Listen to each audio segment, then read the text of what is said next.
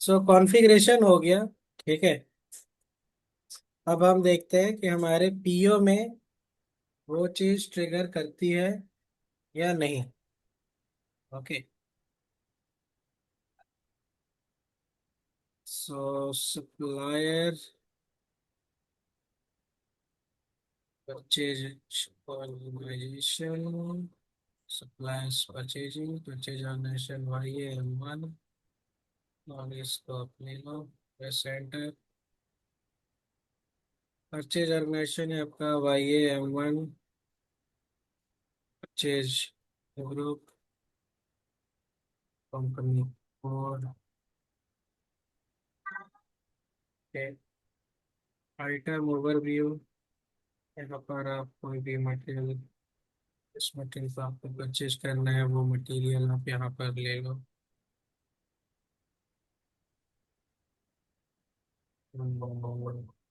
Suppose ये material ले लेते हैं। Yes enter. प्लांट है आपका Y M one. Yes enter.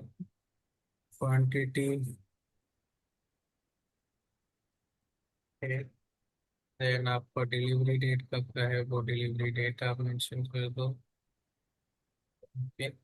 Now delivery slash invoice के टैब पर आपको जाना है।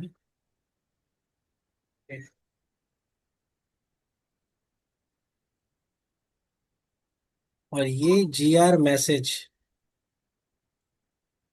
ये आपका टिक रहना चाहिए। ठीक। ये जीआर का ये टैब अगर टिक नहीं रहेगा तो ये आपका मैसेज ट्रिगर नहीं होगा। ठीक? तो ये आपका टिक रहना चाहिए। इसके बाद हम चेक करेंगे। कंटिन्यू। ठीक है। And save.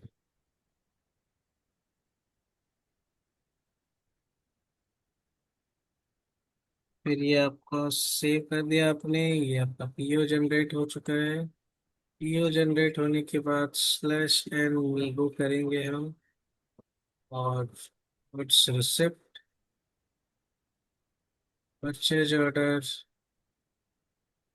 PO number and press enter. Storage आप क्वांटिटी, ये हो गई आपकी। प्लांट हो गया, material storage location G 01। Click on item. Okay.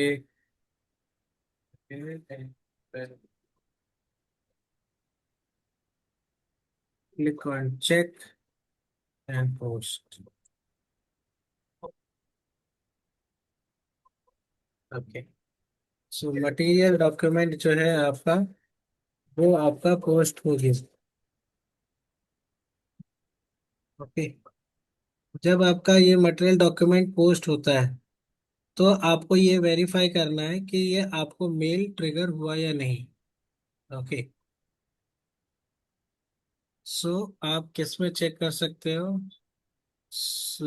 /NSBWP फिर के टी कोड होता है, जिसमें आपका मेल इनबॉक्स आपका ट्रिगर होता है। इनबॉक्स में आपको जाना है। अच्छा, एक और चीज अभी इसके लिए और भी सेटिंग करनी पड़ती है, जो कि अफेक्ट करेगा और बेसिस करता है। ओके। ये मेल ऐसे ट्रिगर नहीं हो जाता है। बट यहाँ SBWPT कोड में आप यहाँ पर आपको जब सारी ये सेटिंग की जाती है कि वर्क फ्लो जो है वो आपका ट्रिगर हो। ठीक है। जो आपने मेल सेटिंग की है कि किसको ट्रिगर होना चाहिए, किस यूजर को, तो वो जब सारा सेटिंग कर देगा बेसिस वाला, तब आपको यहाँ पर मेल ट्रिगर होगा।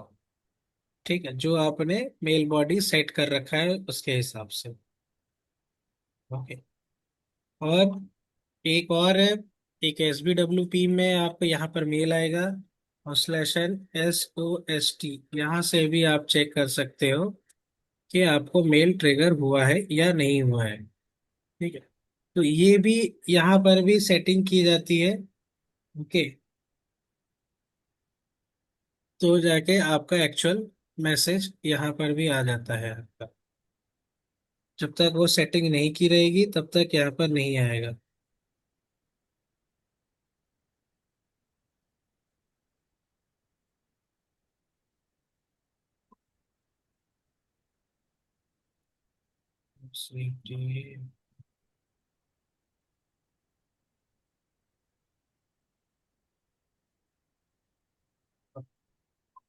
तो अभी ये आपका नहीं मेल ट्रिगर होगा, क्योंकि आपका ये सब कुछ इसमें अभी सेटिंग नहीं है, क्योंकि जो आपने मेल की जो आप सारी सेटिंग करते हो, ठीक है, जो आपने मेल वाला जो कंडीशन रिकॉर्ड आपने बनाया था आउटपुट टाइप में, बेसिकली मैं आपको दिखा देता हूँ। जो आपने आउटपुट टाइप आपका कहाँ गया, या बैक आप जाओगे।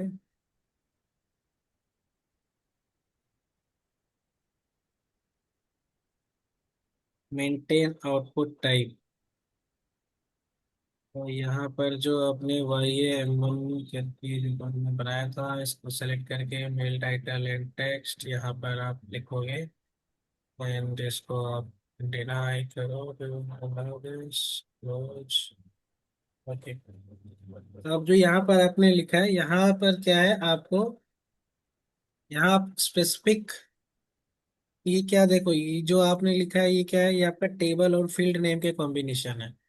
तो इन सब के बेसिस पे जो आप, जो हमारा जो रूटीन था जो मैंने दिखाया था आपको 171 वाला, उसके अंदर एबैपर क्या करता है, वो पूरा प्रोग्राम लिखेगा कि ये इके के ओ से पीओ उठाएगा, और सॉरी, और यहाँ इके पीओ, इसको चेंज करना पड़ेगा। ये इके पीओ होगा, इके पीओ से आपका material number, material number, line item number उठाता है वो। ठीक है, एक एक केओ हेडर है, के पीओ। उसके बाद आपका ये हो गया।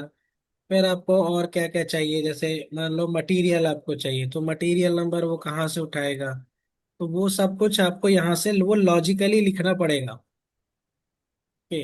ऐसे मैं आपको बता देता हूँ, इसको आप जाओ यहाँ पे, इसको आप चेंज मोड में आप आ जाओ। यहाँ पर आप टेक्स्ट में आप जाओगे, अलाउ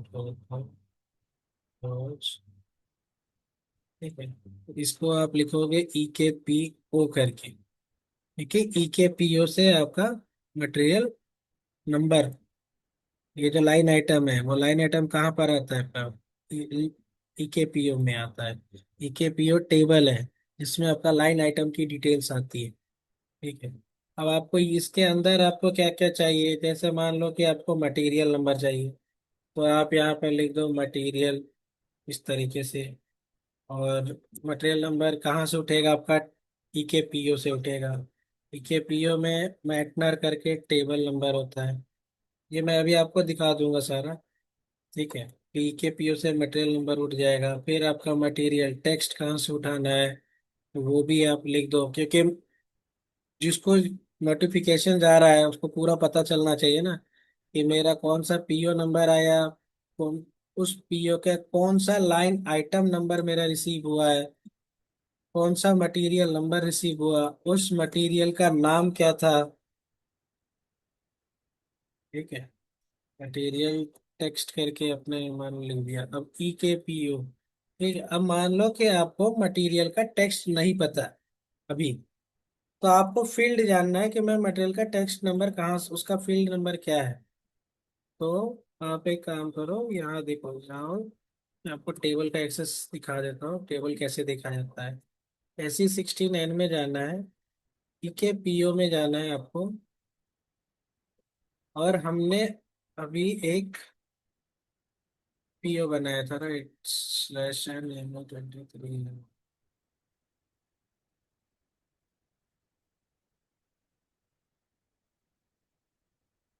ये था हमारा पीओ नंबर। और आइटम ओवरव्यू पे क्लिक करोगे तो देखो, ये हो गया मटेरियल आइटम नंबर, ये मटेरियल नंबर, ये मटेरियल का शॉर्ट टेक्स्ट। तो ये सब किस में आएगा, आपका ईके पीओ में आता है।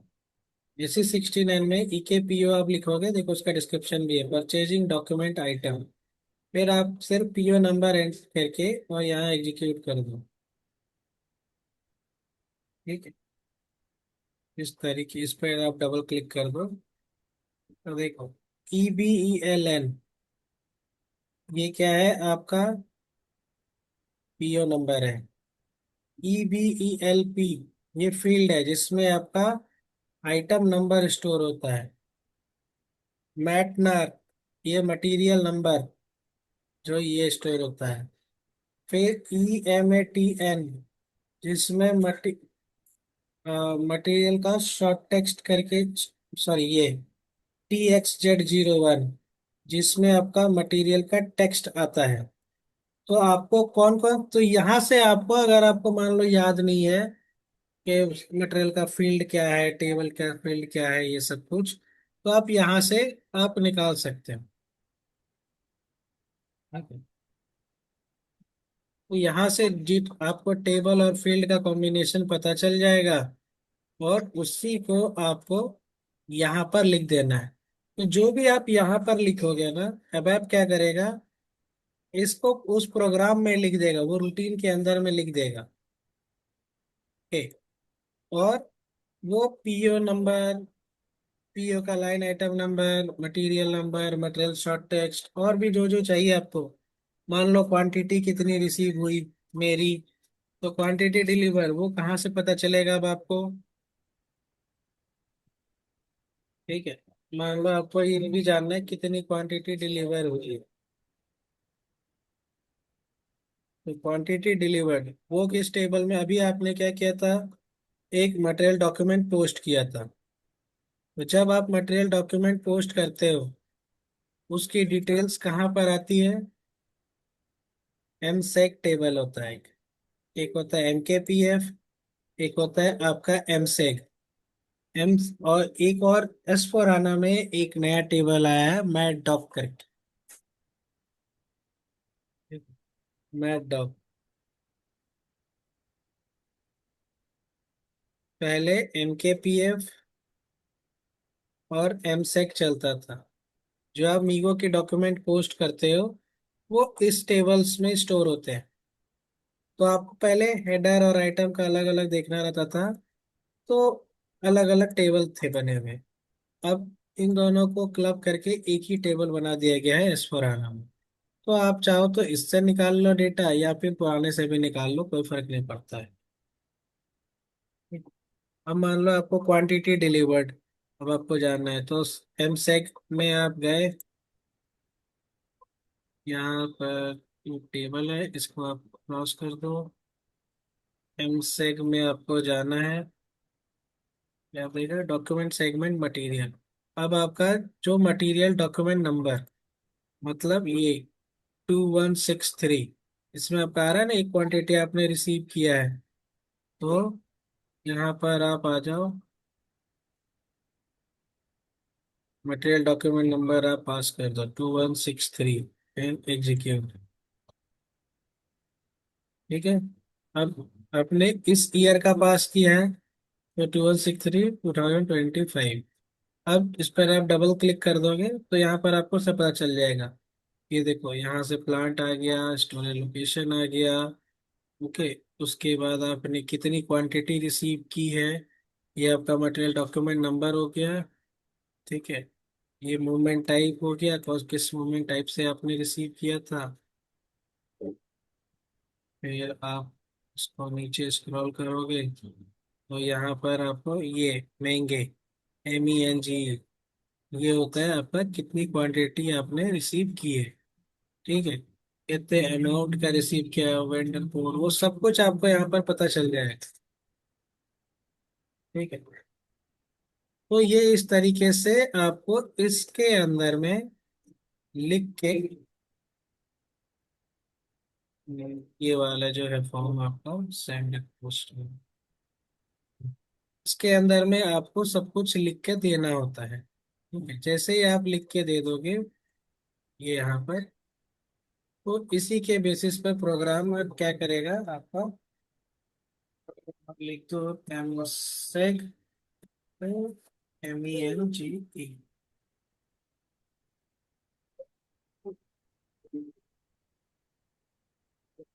और ये आपका सेव हो जाएगा और इस तरीके से आपका सारा डिटेल स्टोर हो जाता है।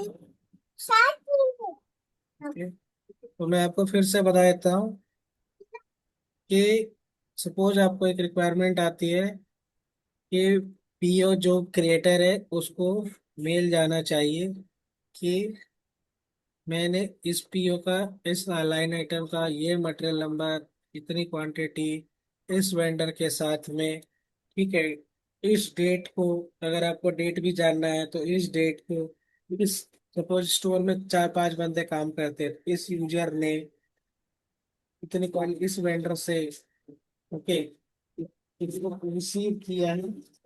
ओके। ओके। तो आप यहाँ से इस तरीके आपको सब कुछ उस टेक्स्ट मैसेज के अंदर में आपको प्रोग्राम सारा लिखना पड़ेगा, लॉजिक देके। तो वो लॉजिक आप एवेपर को बता दोगे, एवेपर रूटीन के अंदर प्रोग्राम लिख देगा, बेसिस वाला आपका मेल ट्रिगर करा देगा आपका वर्कफ्लो, और आपका ये काम करेगा। फर्स्ट स्टेप क्या है, आपको कंडीशन टेबल बनाना, एक्सेस सीक्वेंस, आउटपुट टाइप, फिर आउटपुट प्रोसीजर, और फिर लास्ट में कंडीशन रिकॉर्ड। ये सारे स्टेप्स परफॉर्म करने के बाद आपको पीओ क्रिएट करना है। पीओ में हेडर लेवल पे आपको ये देखना है जीआर मैसेज एक्टिवेट है या नहीं। ठीक है, जीआर मैसेज वो एक्टिवेटेड होना चाहिए। और आपकी जो सारी सेटिंग की हुई यहाँ इस आउटपुट टाइप में जो भी आप लिखोगे लॉजिक, कौन कौन सी मट पे पीओ नंबर, ये सब कुछ जो मैंने अभी बताया, वो सब लिख के आप वेब क्या करेगा, जो रूटीन था 171, उस रूटीन के अंदर में वेब प्रोग्राम लिख देगा सब कुछ। और जिसका भी आप पास करोगे, जिस भी पीओ का डेटा पास करोगे, जो यूजर डेटा पास करेगा उसका रिकॉर्ड ऑटोमेटिकली मेल ट्रिगर होके बायर के पास चला जाएगा। ठीक है, समझ में आया? ये रियल टाइम में ये आता है इस टाइप का रिक्वायरमेंट कि मेरे आप मेल ट्रिगर करा दो, तब इस टाइप से आपको प्रोसेस फॉलो करना है। Okay sir. सर एक बात आगे पूछनी थी समझ में? आपसे। हाँ। जी सर। सर आ गया है सर। बाकी सर प्रैक्टिस करनी होगा सर मैं इसकी। हाँ, तो इसमें क्या रियल टाइम में अभी प्रैक्टिस करो, अभी क्या है, आपको कॉन्सेप्ट पता होना चाहिए। मेल तो ट्रिगर नहीं करेगा कि मेल ट्रिगर के लिए एबैप और बेसिस इन लोग की रिक्वायरमेंट होती है, बट हाँ, प्रोसेस यही है। और आपको ये प्रोसेस फॉलो करना है जब भी इस टाइप की रिक्वायरमेंट आती है। सर एक चीज और पूछनी थी आपसे। सर हाँ। जैसे किसी कंपनी, सर कोई कंपनी सैप यूज कर रही है, हाँ। एसएपी, ठीक है, तो सर उसके 4-5 प्लांट है। हाँ। तो सर सैप तो सर वो एक जगह पे यूज कर रही है, और सर दूसरे प्लांट में सर इसका इम्प्लीमेंट हो रहा है, सर मतलब ऐसे भी हो सकता है। क्या क्या? मतलब सर जैसे इम्प्लीमेंट सर हम किसी और प्लांट में कर रहे हैं, मतलब उसके यूज बैठ के, हाँ। ठीक है, पर लेकिन सर वो वर्क दूसरे प्लांट में भी कर रहा है। देखो, जिस भी क्लाइंट के यहाँ पर काम कर रहे हो, सपोज अभी एग्जिस्टिंग आप उनके 5 प्लांट्स हैं। ओके। अभी उन्होंने प्लान किया है कि सिर्फ फर्स्ट हम 3 प्लांट्स को एसएपी में लेके जाएंगे, रिमेनिंग जो 2 प्लांट है वो बाद में आएगा। तो पहले जब ये कंप्लीट हो जाता है तो हम क्या करते हैं, इस 2 प्लांट में सिर्फ रोल आउट एंड प्रोजेक्ट उसको बोला जाता है। इस रोल आउट प्लान में क्या होगा, स्क्रैच से सब कुछ आपको कॉन्फ़िगरेशन नहीं करना पड़ता है। मतलब फाइनेंस से लेकर वो जो स्क्रैच से जो ट्रांजेक्ट आपका कॉन्फ़िगरेशन होता है ग्रीन फील्ड प्रोजेक्ट में, ये जो 3 प्लांट्स होंगे फर्स्ट, वो हो जाएगा आपका ग्रीन फील्ड। ठीक है, मतलब स्क्रैच से इम्प्लीमेंट होगा यहाँ पर। और इस सिंस ये सेम कंपनी के ही ये दो प्लांट एडिशनल जिसको फेज 2 में लेकर जाना है, तो वो क्या करेंगे, डेटा सबको सिर्फ एक्सटेंड कर देंगे और कुछ ही कॉन्फ़िगरेशन करना पड़ता है। मतलब इतना एफर्ट नहीं डालना पड़ता है रोल आउट के टाइम। सिर्फ ओके आपके सर। मास्टर डेटा हो गया, और प्लांट प्लांट कुछ कॉपी करके आपके वो सब कुछ करना पड़ता है, कॉपी वॉपी। ओके, और कुछ प्लांट स्टोरेज लोकेशन के कॉन्फ़िगरेशन करने पड़ेंगे, नए हैं क्योंकि। बाकी आपको कंपनी कोड की सेटिंग की हुई रहती है, जहाँ पर असाइनमेंट का पार्ट होता है तो वही असाइनमेंट असाइनमेंट होता है, और मैक्सिमम सेटिंग की हुई होती है। सिर्फ आपको नए प्लांट के लिए जो थोड़े मोरे आपको सेटिंग्स करने हैं, वही करना होता है। रोल आउट प्रोजेक्ट्स में सिर्फ इतना ही होता है। फिर यूजर जो नए प्लान के जो यूजर्स हैं, फिर उनकी ट्रेनिंग के, उनकी जो मास्टर डेटा है, हो सकता है जो मटेरियल इन 3 प्लांट में यूज होते हैं वो उस दोनों प्लांट में यूज ना हो कुछ मटेरियल। ठीक है, ओके सर। तो आपको स्पेसिफिक मटेरियल इस प्लांट के यूजर आपको देंगे कि मेरे सिर्फ इसी प्लांट मटेरियल को आप एक्सटेंड करो हमारे प्लांट में, ये मटेरियल हमारे यहाँ यूज ही नहीं होता है तो वो एक्सटेंड नहीं करना है आपको। वेंडर भी आपको, अब वेंडर क्या होता है, वो प्लांट स्पेसिफिक होता नहीं है, वो परचेज ऑर्गेनाइजेशन स्पेसिफिक होता है। तो अगर ये प्लांट के बेसिस पर अगर परचेज ऑर्गेनाइजेशन बन रहा है, ओके, तो फिर आपको वो भी करना पड़ेगा। अगर नहीं है तो फिर आपको सेम आप यूज कर लो, सेम वेंडर को आप पर्ची इसी में यूज कर सकते हो, उसको आपको बनाने की जरूरत नहीं क्योंकि कंपनी कोड सेम है। और वेंडर कंपनी कोड और परचेज और लेवल पर ही ओपन होता है, प्लांट लेवल से कोई लेना देना नहीं होता है। हाँ, अगर एसटीओ अगर है तो फिर एसटीओ का कॉन्फ़िगरेशन इस प्लांट के लिए भी आपको करना पड़ेगा। ओके सर, समझ गए सर। तो ये आपका बहुत इम्पोर्टेंट है, और बीच बीच में ये इस टाइप की रिक्वायरमेंट आती रहती है, तो आपको इसी टाइप से इस पे काम करना।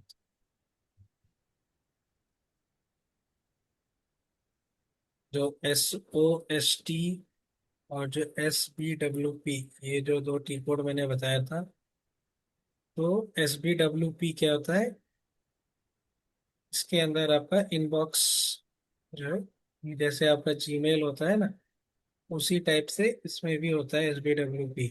तो वर्क फ्लो जो ट्रिगर होता है वो इसी में आता है। SBWP में ये आपका यूजर आईडी हो गया, इसके अंदर में इनबॉक्स हो गया, और यहाँ पर आपका डॉक्यूमेंट आएगा। मतलब जो मेल ट्रिगर होके आएगा वो यहाँ पर आपको दिखेगा। ठीक है, यहाँ पर आपका सारे मेल्स आते रहते हैं रेसिपी से जो भी रेलेवेंट है। और जो SOST है, वो क्या होता है कि कोई मेल ट्रिगर हुआ नहीं हुआ कुछ चेक करना है, बस स्टेटस क्या है, कुछ फेल हो गया, जैसे यहाँ पर आप देख रहे हो स्टेटस यहाँ पर दिख रहा है, इसमें एरर है, कुछ एरर क्यों आया, फेल पास जो भी है तो वो यहाँ पर आपको दिख जाता है।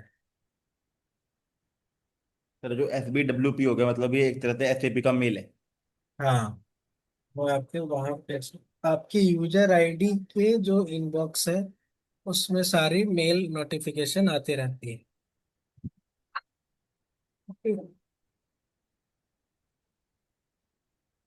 तो यहाँ उसे क्या है कि पीओ ओपन करना नहीं पड़ेगा। जैसे मान लो जो आपने कोई नोटिफिकेशन करा रखा है ट्रिगर, ठीक है, तो उसके SBWP में जाएगा, पीओ पे रिलीज स्ट्रेटजी लगाया हुआ है आपने,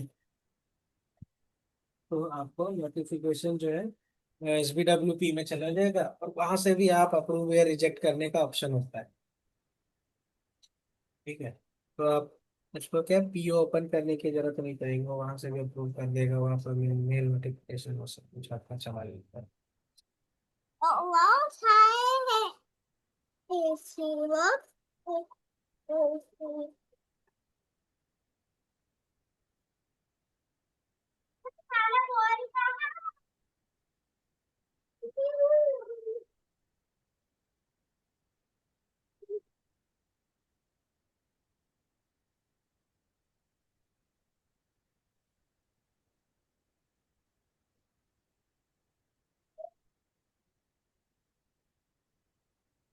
वापी हो गया था ना। जी सर। हम्म। हेलो। वापी तो, हाँ वापी तो हो गया था ना। और वापी? हाँ वापी हुआ है। नहीं सर। अच्छा। और सर वो टेबल भी रहे सर, आप टेबल बता रहे सर, टेबल इन एसएपी। तो ठीक है, पहले टेबल ही देख लो फिर। एसएपी में क्या है कि कोई भी आप कॉन्फ़िग करते हो, ठीक है, और तो वो सारा डेटा जो है वो टेबल लेवल पे स्टोर होता है। टेबल और फील्ड लेवल की कॉम्बिनेशन होती है। ओके। तो सपोज आप